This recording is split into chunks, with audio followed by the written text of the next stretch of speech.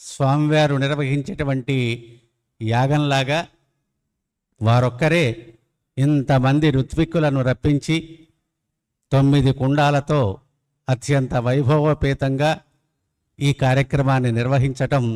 అది వారికే చెందినటువంటి అంశం. ఈ సన్నివేశంలో పాల్గొన్నటువంటి పండితోత్తములందరూ కూడా, పారాయణ పరులందరూ కూడా, వేదవేత్తలందరూ కూడా నిండు మనస్సుతో ఇలాంటి ధార్మికులు, ఇలాంటి ఔదార్యం కలిగినటువంటి దాత మనకు ఎప్పుడు కూడా వారు తుష్టిగా ఉండాలి, పుష్టిగా ఉండాలి, ఆరోగ్యంగా ఉండాలి, ఆనందంగా ఉండాలి, ధనధాన్య సమృద్ధితో ఉండాలి, పుత్ర పౌత్రాభివృద్ధితో ఉండాలి అని మనమందరం కూడా నిండు మనస్సుతో ఆశీర్వదిస్తూ స్వామివారి యొక్క మంగళాశాసనాలు అనుగ్రహిస్తూ చాలా చక్కగా చేశారు.